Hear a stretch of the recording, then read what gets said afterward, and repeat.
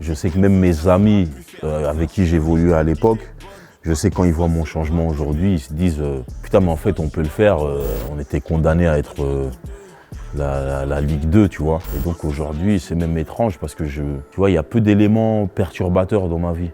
Il y a peu de choses, peu de personnes un peu malsaines. Souvent quand je vais en concert, on me dit putain vous êtes des rappeurs mais vous êtes cool. L'argent, le respect, le pouvoir. Mon refrain, le ciel, c'est la limite. La réincarnation de Biggie. Salut Isha. Salut, ça va? Ça va et toi? Ouais, merci, merci. Merci à toi de venir nous voir sur Tarmac. Avec plaisir. Je crois savoir que tu reviens de quelques jours de vacances là après la sortie de l'album Labrador Bleu et toute la promo qui va avec. Ouais. T'es reposé? Ouais, c'était très intense la promo sur Paris, tout ça. C'est les 3 semaines de promo où t'es en France 4-5 jours par semaine, donc c'est intense. Et j'ai vu mon anxiété monter un peu, donc il fallait que je prenne des vacances. Ouais, parce que finalement c'est ton premier album que tu sors là. Même si ça fait longtemps que tu es dans le game, là c'était vraiment ta première sortie de vrai album, on va dire. Est-ce que tu as senti une différence au niveau de la pression quand même et de l'attente? Ouais, bien sûr. Hein, bon, au-delà du fait que ce soit un album, après 4 projets, tu vois, c'est le 5e, tu as besoin tu sens qu'il ne faut pas refaire la même formule, quoi, qu'il faut un peu sortir sa zone de confort. Donc effectivement, il y avait un peu de stress. Quand tu as plusieurs projets à ton actif, tu as un peu la peur de décevoir. Aussi, tu vois, tu as des gens qui te suivent depuis longtemps. Tu as toujours un peu peur de ne pas faire les morceaux qui conviennent à ces gens-là parce que tu es un peu investi d'une mission. Une fois que tu commences il y a une petite communauté qui te suit, tu comprends qu'il faut quand même les satisfaire, tu vois. C'est aussi ça le job d'artiste. Donc ça a été un peu difficile, il y a eu de la recherche. Il faut avoir un mental d'acier, il faut avoir une force de caractère, savoir démarrer au bon moment, éviter toutes sortes de maladresses. Je préfère rouler dans un petit véhicule que faire un crédit chez les chiens de l'enfer. Ça a pu te déstabiliser à un moment dans ta création? Ouais, clairement. Hein. En fait, j'avais fait un album, je pensais qu'il était bon. Puis je me suis rendu compte que c'était pas top, donc j'ai jeté les 3/4, j'ai gardé quelques morceaux. J'en ai fait un EP pour patienter parce que je pouvais pas avoir 2 ans d'absence comme ça. À mon niveau, je peux pas me le permettre. Un EP au nom évocateur d'ailleurs. Ouais, faites pas chier, je prépare un album, tu vois. Tu fais écouter un peu à tes proches, tu regardes les visages des gens, tu fais écouter à des gens et puis tu te rends compte, ouais, c'est peut-être pas assez fort. Et puis je suis reparti sur Labrador Bleu. Et notamment le problème, je crois, c'est que quand j'étais en train de créer cet album avorté, j'avais pas de nom d'album, j'avais pas de direction, de fil rouge. Donc ça allait un peu dans tous les sens. Et c'était une succession de morceaux plus ou moins bons. Alors que là, avec Labrador Bleu, je pense que j'ai fait un truc homogène, quoi.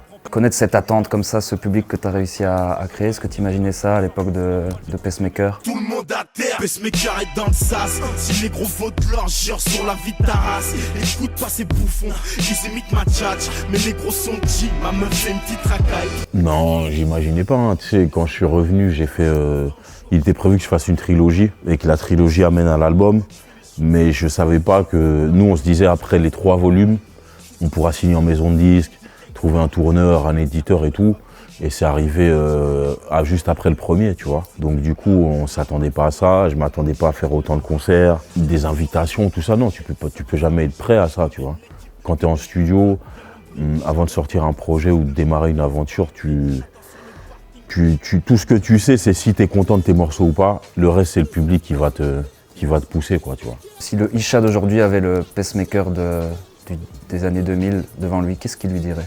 Si le Isha d'aujourd'hui devait parler à Pacemaker, il lui dirait t'inquiète pas, ça va aller.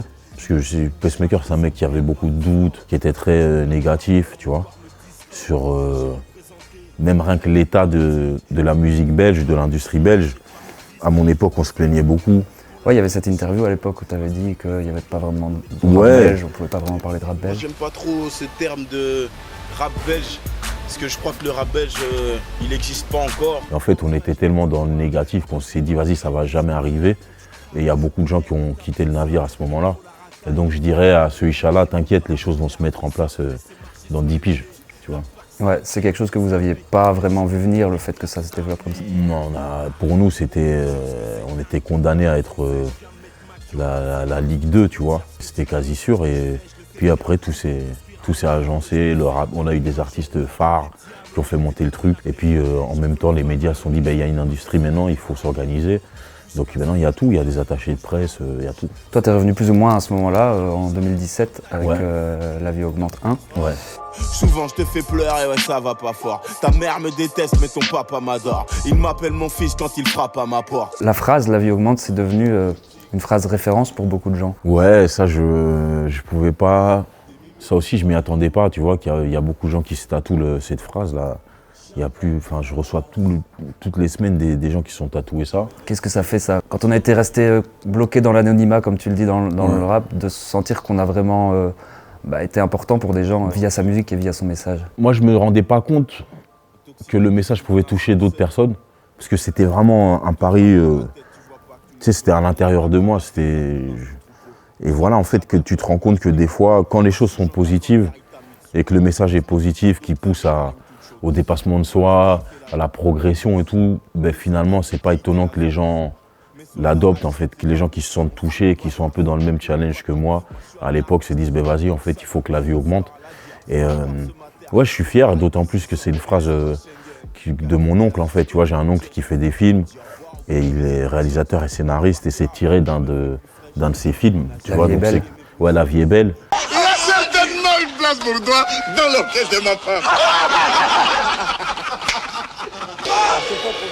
Tu sais, il y a un truc familial où tu prends des ingrédients, tu les remets à la nouvelle génération, donc c'est une fierté, quoi, tu vois. Mais moi, ça me touche et je reçois beaucoup de messages de gens qui me disent qu'ils s'identifient à mon parcours. T'es fait tatouer, toi, LVR? Non, j'ai pas de tatouage. Mais si je devais en avoir un, ce serait sans doute celui-là. Ouais. C'est important pour toi d'être un modèle. Pour toute personne, à partir d'un certain âge, la vie te fait de toi un modèle, que ce soit dans le positif ou parfois dans le négatif. C'est ton expérience de vie qui va te donner un statut. Donc c'est pas réellement quelque chose qu'on a cherché, hein, tu vois. C'est un beau jour, tu vois qu'il y a de plus en plus de jeunes qui viennent te consulter, qui te demandent un avis, des conseils et tout. Et puis tu te rends compte que tu es devenu le grand frère, tu vois. Donc je dirais pas modèle, parce que je suis pas irréprochable, tu vois, je fais encore plein d'erreurs. Je suis un modèle pour personne, je pense. Mais le terme grand frère, je le trouve plus approprié. Je me demande comment je fais pour être aussi hoche. J'envoie des flots de haut niveau. Je suis respecté comme Tony Hawk. Le fait de vouloir être un grand frère aujourd'hui, est-ce que le fait que t'aies peut-être dans le passé été moins un modèle, fait des choses pas très glorieuses, des périodes un peu sombres, est-ce que ça joue aussi dans le fait de... Ben ouais, ça joue. Moi, ça me montre que tout le monde peut changer, quoi, tu vois.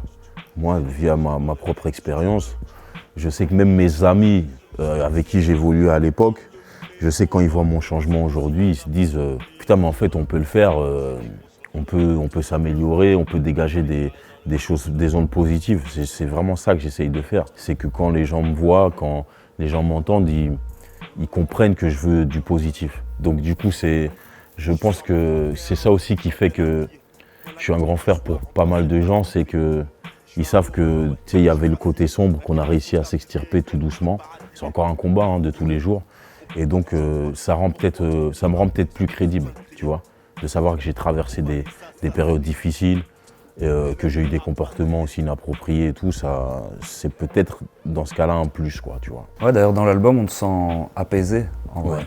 Même si les instrus restent très, très gang quand même plus que dans les LGR. Faut pas insulter les mères, faut pas insulter la daronne. Je peux te mettre des coups de slash juste pour te prouver que je suis pas une salope. Mais on se sent apaisé, t'es d'accord avec ça? Ouais, mais comme je dis à mon fils dans l'album, mon fils, ne t'inquiète pas, ton papa dort mieux. C'est les gens, on parle pas beaucoup du sommeil, de la place du sommeil dans la vie d'un être humain, tu vois. Mais le sommeil, c'est clairement un indicateur de bonne santé, d'équilibre et tout, tu vois. Et donc quand je le dis, c'est vraiment pas une image, quoi, tu vois. C'est vraiment, je me sens plus apaisé, mon sommeil il est mieux, je suis moins tiraillé et voilà, je crois que ça se sent, quoi. Tu dis aussi, j'ai failli perdre mon âme à jouer un personnage. Ouais, exactement. C'est, tu vois, c'est la rue, hein. La rue, c'est un environnement où on a tendance à vouloir être mauvais, où en fait être dur, mauvais et un peu pas souple du tout, c'est une force dans cet environnement-là. Parce que ça te permet de traverser un peu les générations, de traverser le temps. Et donc toi, tu peux croire que c'est la bonne marche à suivre. d'être froid, distant, de regarder, dévisager les gens et tout. Et puis, à un moment donné, tu jettes un peu le verre d'eau, tu le remplaces par autre chose. Et tu comprends que c'est beaucoup plus sain, tu vois, de dégager du positif. Et qu'une fois que tu dégages ça, il n'y a que du positif qui te revient, tu vois. Et donc aujourd'hui, c'est même étrange parce que tu vois, il y a peu d'éléments perturbateurs dans ma vie. Il y a peu de choses, peu de personnes un peu malsaines. C'est comme si vraiment il y avait que c'était un aimant à des personnes bienveillantes, quoi, tu vois. C'est presque déconcertant. Oui, même, tu vois, même par exemple quand j'arrive dans le rap par rapport aux journalistes, tu sais, j'étais un peu chouchou des journalistes à un moment. J'avais très peu de critiques négatives, tu vois. La famille, les choses s'améliorent. Tu deviens un modèle pour les petits de ta famille. On t'appelle, comme je dis souvent, des sœurs, elles t'appellent parce qu'il y a le fils de telle personne qui est proche de la famille, qui a 16 ans, il est en train de partir en sucette. Ben, tu vas lui parler, tu lui montres un peu. Donc voilà, je m'y attendais pas et voilà.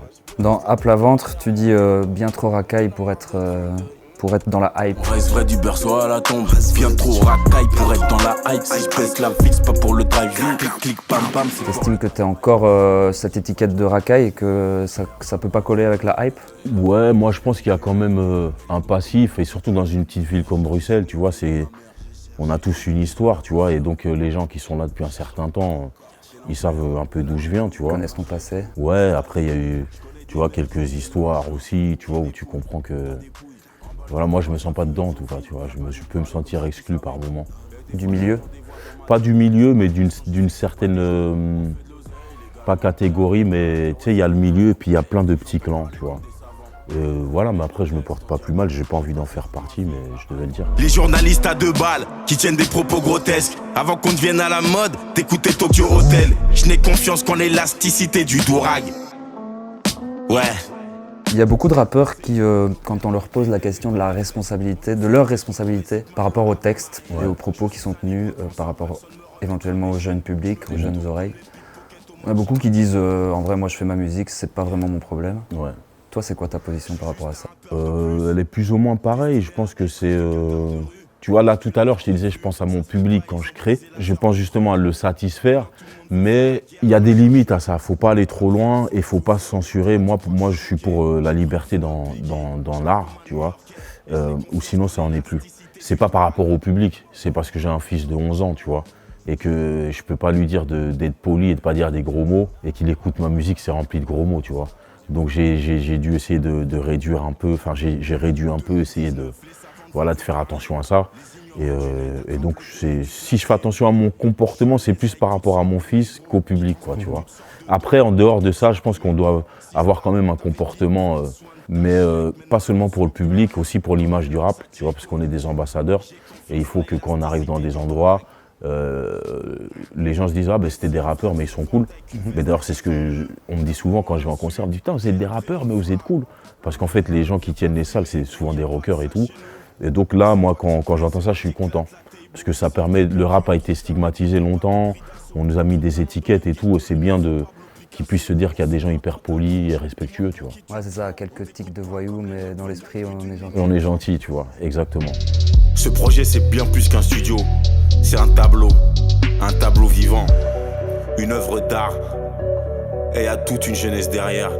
Tu parlais aussi tout à l'heure du Papa Shango et des jeunes qui viennent te demander conseil. La transmission, ça a l'air d'être quelque chose qui te touche particulièrement, qui est important pour toi. Ouais, c'est hyper important. Tu sais, moi, il y a des gens, ils m'ont tout appris, tu vois, dans la musique. Je suis né comme ça, par de la transmission. Donc à un moment donné, quand tu reçois, tu donnes. Pour moi, c'est juste logique. Ça fait partie de mon éducation. Tu vois, mes parents aussi, c'est des gens qu'on consulte, tu vois, dans leur petit microcosme, leur communauté, on les consulte, on les a consultés de nombreuses fois. Et donc moi, c'est normal et je pense que le rap, c'est de la transmission, tu vois. Donc quand tous les artistes phares qu'on a, tu vois, Tupac qui venait avec ses gars, il t'apprend le business aux gens, tout le monde, Biggie, tu vois, il avait... Junior Mafia, c'est dans l'esprit du rap de transmettre. Ça veut dire que n'importe quel jeune rappeur ici qui se lance, il peut venir frapper à la porte du Papa Shango et... Ouais, dans mes semaines, j'essaie toujours d'avoir un peu de temps pour les gens, tu vois. Là, tu mets du temps pour ta famille, malheureusement j'en ai pas assez.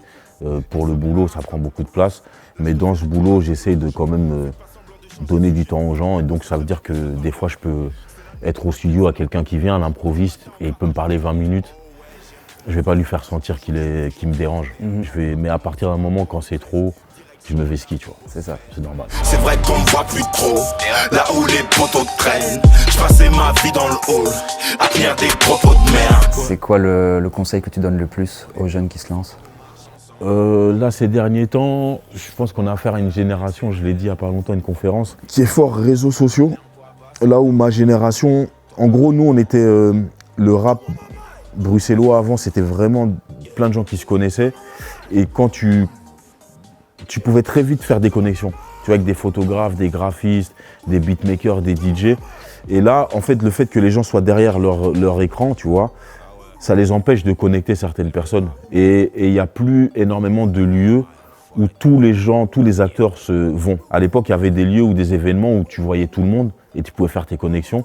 Maintenant, quand un événement, ceux qui n'ont rien à y faire n'y vont pas. Moi, j'ai déjà été à des concerts de James Dino, je chantais pas à l'époque, tu vois. Enfin, j'étais pas programmé, mais j'allais au concert parce que je savais qu'il y avait Fourmi, il y avait XY, et c'était une grande famille. Donc ça fait que nous, on a eu beaucoup d'entraide, tu vois. Parce que quand tu fais partie d'une communauté, il y a de l'entraide qui va avec. Mais maintenant, le rap, ici, j'ai plus l'impression que ce soit une communauté. C'est plein de petits clans, tu vois, qui se connectent pas nécessairement. Donc moi, je dis à ces jeunes quand il y a un concert, allez-y, montrez vos têtes, parlez aux gens et soyez dans un truc en présentiel, pas un truc à distance, quoi. C'est tellement gang, quartier complètement maudit. Beaucoup trop thug, les palaces transforment en taudis. Ouais, dans une interview, tu disais que tu avais créé ce studio justement pour maintenir Bruxelles sur la carte du rap. Ouais. Est-ce que c'est ça le risque que Bruxelles redescende un peu, c'est qu'il y ait des clans qui se forment et que finalement on ne se donne pas de la force entre nous et que chacun fasse son truc dans son coin? Je vois Marseille, par exemple, moi quand j'étais jeune, Marseille c'était une grande place du rap. Après, bon c'est vrai, il y a eu la crise du disque, mais malgré la crise du disque, je pense que Marseille ça s'est éteint pendant un moment. Et c'est pour ça qu'aujourd'hui ça explose, tu vois, les Marseillais c'est comme une revanche, tu vois, parce qu'ils ont eu toute une génération oubliée. Et je sais pas pourquoi ça s'est passé comme ça à Marseille, mais je pense que nous on a gagné à créer, à encadrer la Chaille de demain, le Hamza de demain, le Roméo de demain, tu vois. En fait ils sont déjà là, ils existent, sauf qu'ils sont jeunes et ils connaissent personne, tu vois. Donc maintenant il faut essayer de les aider pour qu'ils puissent s'épanouir et se développer. Et en vrai de vrai, tu vois, moi quand je reviens sur La Vie Augmente 1, ben moi quand je vois tous ces mecs pétés, tu vois, que j'ai cités, Kaba, Gigi et tout, je me dis moi c'est bon pour moi aussi. Parce que je suis belge, on vient du même endroit, donc il y a une espèce de vague qui va faire que ça va profiter à tout le monde, tu vois. Boule de neige. Exactement. Il faut qu'on se mette déjà sur la prochaine génération, parce que on va pas rapper éternellement, quoi. Et c'est bénéfique pour toute la ville. Moi, comme je dis souvent, j'aimerais bien que mon fils, quand il aura 20 ans, que Bruxelles soit encore une place forte du rap, quoi. S'il y a 20 ans, moi je suis plus dans le business, je lui demande alors Bruxelles, ça dit quoi à des rappeurs? Il me dit non, c'est flingué, il n'y a rien. Je vais dire mais on n'a pas fait le boulot, tu vois. Je kiffe ce maudit piano, j'aime entendre vibrer les basses. Je sais que je vais rien faire avec ce son mort, ça va pas streamer des masses. Je voulais te parler aussi de Benjamin Epps qu'on a reçu il n'y a pas longtemps ici. Je lui ai parlé de toi, il m'a dit tout le bien qu'il pensait de toi et de ton travail. Ouais. Du coup, je lui ai posé la question à quand le feat Isha-Benjamin. Il m'a répondu quand ce sera le bon moment. Là, pour moi, c'est bon. Lui, je sais pas sur quoi il est, mais pour moi, j'attendais de boucler l'album, c'est fait. Je crois que ça va se faire. Hein. Et j'ai un projet avec Limsa. Donc peut-être je vais demander à Limsa s'il est chaud qu'on invite Benjamin Epps. Et si Benjamin il est chaud, il sera sûrement sur le projet, quoi. C'est un appel qui est lancé là. Ouais, c'est un appel. Et en plus, ce mec-là, quand il a sorti un EP il n'y a pas longtemps, et c'est le seul mec que j'ai écouté le son. Moi, j'avais déjà fini l'album. Donc il était mixé, masterisé, on l'avait envoyé au pressage. Et quand j'ai écouté son projet, je dis putain, si j'avais pu tout stopper, aller écrire un morceau pour l'intégrer à l'album, je l'aurais fait, tu vois. Il m'a vraiment donné envie de réécrire un son, mais c'était trop tard. Tu vois, donc vraiment, il y a peu de rappeurs qui me donnent envie d'écrire, mais lui, vraiment, c'est un boss. J'ai une dernière petite question qu'on pose à tous nos invités ici. C'est si tu avais une résolution sur toi-même à prendre, qu'est-ce que tu améliorerais chez toi? Je crois que la santé, c'est important. Aujourd'hui, on est à une heure où tu vois des gens de 32 ans qui chopent des cancers et tout. Et après, tu sais que c'est parce qu'on prend peut-être pas soin de nous, de ce qu'on mange. Tu vois, on mange pas toujours bien, surtout dans la vie d'artiste, tu vois, dans des fast-food et tout. Et je commence à prendre conscience qu'il faut faire attention à... Il faut prendre soin de nous, quoi, tu vois. Et voilà, de ce qu'on avale et tout, c'est très important. Je commence à... Non, avant, je me moquais des gens qui étaient dans le bio, mais peu à peu, peut-être je vais y arriver, tu vois. Bah, je te le souhaite en tout cas. Merci beaucoup. Longue vie à Tarmac, à nous tous. Hein. Merci Isha. Merci. Oh putain, qu'est-ce qu'elle est bonne. Oh putain, yeah, je suis défoncé. Oh putain, oh putain, hein.